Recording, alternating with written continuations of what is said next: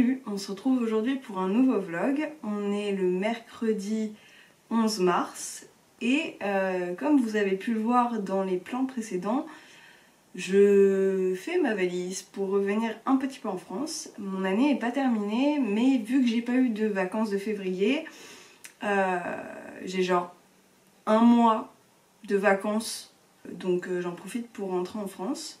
Je reviens en face cam pour vous parler un petit peu de ce que j'ai pu faire les jours précédents. J'ai terminé ce matin Les Années Douces, qui est un roman japonais dont Cécile de la chaîne Gypsy Books parle beaucoup parce qu'elle a lu ce livre quand elle était un petit peu plus jeune au lycée je crois, et elle avait beaucoup aimé, et je l'ai eu en cadeau de Noël et j'avais envie de le lire dans une période où les beaux jours revenaient un petit peu, ce qui était le cas, et j'ai beaucoup aimé. On y suit une jeune femme qui retrouve un ancien professeur de japonais qu'elle avait eu justement quand elle était adolescente, et toute une relation tourne entre les deux personnages. J'ai beaucoup aimé l'empreinte de la culture japonaise qu'il y a dans le roman.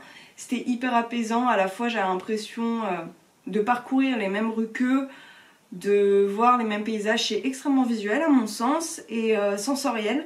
Il y a une importance qui est donnée à la nourriture et à la nourriture japonaise, au tofu. Ils font tout le temps allusion au tofu dans ce livre, qui est hyper importante, et ouais, j'avais vraiment l'impression de me balader au Japon avec eux. J'avoue aussi que j'ai eu envie de me lancer dans ce bouquin-là après avoir vu le vlog de Ectomorph au Japon. J'ai regardé In the Mood for Love sur Mubi. D'ailleurs, Mubi, merci Emeline de la chaîne Galatée, parce qu'elle a partagé des tips sur son Twitter, notamment le fait que pour les étudiants, Mubi était gratuit. Et comment vous dire que je crois qu'en 3 jours j'ai vu 3 films. Je parle de In the Mood for Love que j'ai adoré, mais j'en ai vu d'autres. Ça sera sur mon sens critique, et puis il est possible que j'en parle dans le prochain bilan culturel. Il est vraiment très très beau, l'image est hyper belle. L'importance donnée aux couleurs est splendide aussi. Aussi, là c'est grave un mess. J'ai pas terminé ma valise, j'ai commencé, mais j'avoue que pour l'instant j'ai mis que les choses que je mettais plus parce que je fais du tri, et je vais aussi en faire en France. D'ailleurs, je vais essayer de mettre des articles sur Vinted, c'est le genre de truc que je me dis ça fait des mois il faut que je le fasse, et je l'ai toujours pas fait, et ça commence à me pomper l'air. Du coup, quand j'aurai pris des photos, quand j'aurai mis les articles sur l'application, je vous mettrai ça sur Instagram. Et puis sûrement dans les barres d'infos des vidéos qui viendront. D'ailleurs, pour les prochaines vidéos, étant donné que je vais retourner chez mes parents, le wifi est à clamser. Clairement, pour poster une vidéo de 10 minutes, il faut environ une nuit plus la moitié d'une journée. Donc j'assure pas la ponctualité des vidéos. Voilà, c'est tout ce que j'avais à dire, et en plus j'ai presque plus de batterie, donc je vous laisse, et puis je vous laisse avec la suite du vlog.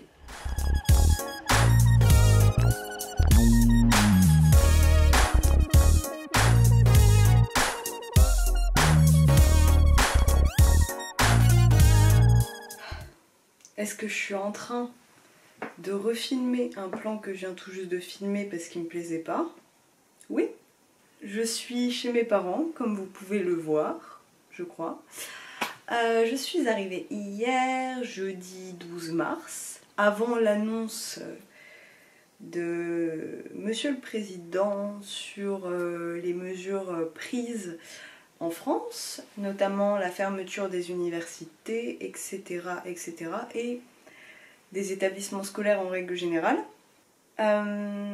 Je suis rentrée pile au bon moment je crois, parce que je préfère largement être ici dans mon pays pendant tout ça. Bon, c'est assez étrange comme situation. J'ai quelques petits trucs à faire dans la journée. Je vais aller en centre-ville, j'ai hâte, ça fait longtemps que je n'y suis pas allée. Je vais aller en librairie je pense. J'ai pas mal de trucs administratifs à gérer, mais j'ai aussi une liste de livres que je veux acheter. Et puis de toute façon, si je suis en quarantaine, autant que je me fasse plaisir et que j'achète des livres qui m'intéressent beaucoup, histoire d'occuper mon temps. Même si, il est vrai que sans acheter des livres, si pendant quelques mois je suis bloquée chez mes parents, je peux lire ça. On part sur 2400 pages. C'est vrai que j'aurais de quoi faire, hein, vous me direz. Sinon, hier, dans le train, j'ai lu La Chute de Camus, qui est juste là. Il entre directement dans mes bouquins préférés. Si vous l'avez, si vous hésitez à le lire, si vous hésitez à l'acheter, si vous le voyez en occasion ou voilà, si vous savez pas quoi lire, que vous êtes un peu cynique sur la situation du monde actuellement, lisez ce bouquin. Si vous aimez la pensée existentialiste, lisez ce bouquin, clairement. Il est génial. Il fait lever les yeux au ciel, il fait rire. Je suis pas le genre de personne à être plongée dans un bouquin, à pas pouvoir en sortir, et voilà, moi j'ai besoin de faire des pauses. Même les bouquins qui font 150 pages comme celui-ci, là, je ne pouvais pas lever les yeux de mon livre, et limite mon train aurait eu du retard, il n'y aurait pas eu de soucis parce que j'aurais pu lire encore plus. Vraiment une grande pépite. Voilà, j'espère que ça va malgré l'annonce et malgré la situation actuelle. Enfin bon. On se retrouve à la même place que tout à l'heure pour vous, et entre temps il s'est passé 2 jours je crois. Hier on était samedi. En vue de la situation actuelle, j'avais pas trop... J'étais un peu au bout du Rolls quoi. Aujourd'hui la seule chose que j'ai faite c'est aller voter. Mais une boîte à livres a ouvert à côté de chez moi. Du coup j'ai trouvé des bouquins, j'en ai posé en même temps. Je vais juste vous montrer ça et puis après je pense que je vais soit peindre, travailler aussi. Ce serait pas mal. En avant pour les livres. Donc j'ai trouvé 4 bouquins. Le premier c'est Le Passe-Muraille de Marcel Aimé. J'ai jamais lu Marcel Aimé, je le connais uniquement parce que il a gagné le prix Renaudot avec La Table aux crevés. Mais j'avoue que je me lance dedans sans connaître du tout. Ensuite j'ai trouvé L'Herbe rouge de Boris Vian. Alors j'aime beaucoup l'écriture de Boris Vian. C'est simple et c'est hyper fantasque à la fois. J'avais essayé L'écume des jours quand j'étais jeune, enfin jeune collège. J'avais pas du tout aimé. J'ai resté au lycée et ça a été une révélation totale. Je sais plus quel autre livre j'avais lu. J'irai cracher sur vos tombes je crois et L'arrache-cœur. Et là j'ai trouvé L'Herbe rouge. Je sais pas du tout le plot mais on verra bien. Je me lance souvent dans ces œuvres sans trop savoir maintenant, et c'est juste les phrases qu'il construit et sa manière d'énoncer une histoire qui me plaisent beaucoup. C'est hyper fluide, c'est ça qui me fait du bien parfois, juste quand j'ai pas envie de me prendre la tête. J'ai trouvé un livre de Tahar Ben-Jelloul. Alors Tahar Ben-Jelloul, il est un peu controversé il me semble, si je dis pas de bêtises, mais j'avais envie de regarder ce qu'il en était. Je sais absolument pas ce qui se passe dedans. C'est vraiment une question de... J'ai entendu ce nom plusieurs fois, j'ai entendu du bon, j'ai entendu du mauvais, et j'ai envie de me faire mon avis, tout simplement. Donc voilà, c'est Arruda. Et enfin, alors j'ai été très étonnée de le trouver dans une boîte à livres, surtout pas en ville, enfin c'est con dit comme ça, mais plus possible de le trouver en ville dans ma tête. Surtout que je le vois tout le temps en librairie, que ce soit en France ou en Angleterre. C'est Circé de Madeline Miller. Il me semble, si je ne dis pas de bêtises, que c'est du coup l'Odyssée qui est racontée par la voix de Circé. Ouais, il y a une revalorisation du personnage de Circé en tant que femme, au-delà de comment a été écrite toute la mythologie. J'avoue que je l'aurais pas forcément acheté de moi-même, parce que je suis pas trop dans tout ce qui touche pas trop à la réalité. Je suis moins touchée par ce type d'œuvre. Mais bon, vu que là il était gratuit, je l'ai pris. Et puis on verra bien. Sur ce, je vous laisse parce que je vais aller revoir un petit peu l'essai que j'ai à rendre pour dans 10 jours. Je sais pas jusqu'à quand je vais vlogger, ça dépendra aussi des plans que je ferai. Parce que vu que j'ai pas filmé pendant quelques jours, je sais pas s'il y aura beaucoup d'informations dans ce vlog, mis à part moi qui parle une fois de plus. De toute façon, vous, je pense que vous en avez pas grand chose à faire pour être poli, mais c'est plus pour moi au niveau du montage qui peut être le plus attrayant. Voilà, ce qui peut donner quelque chose d'un petit peu efficient.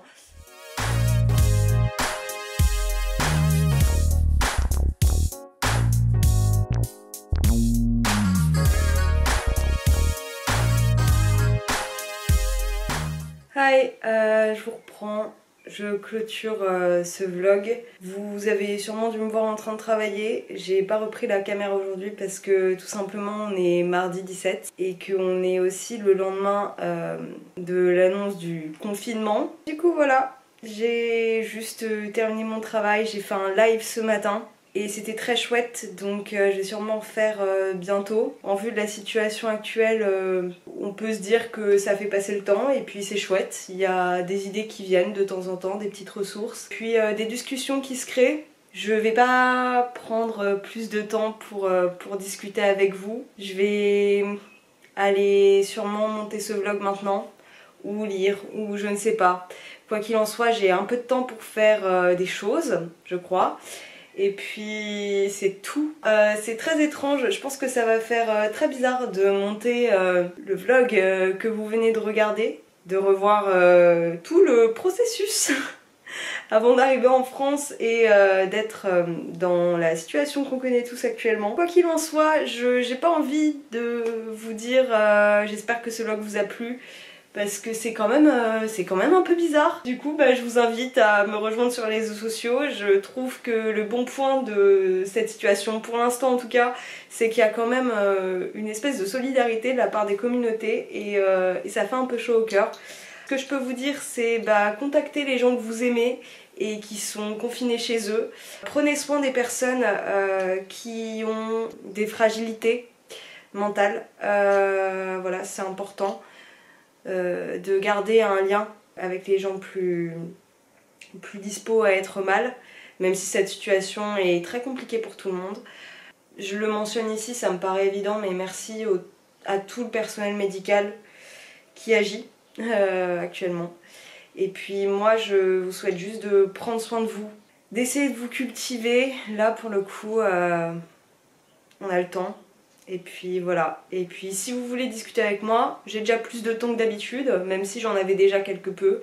Vous en avez plus, donc de l'échange, tant qu'on a encore ça, ça peut être chouette. Voilà, des bisous.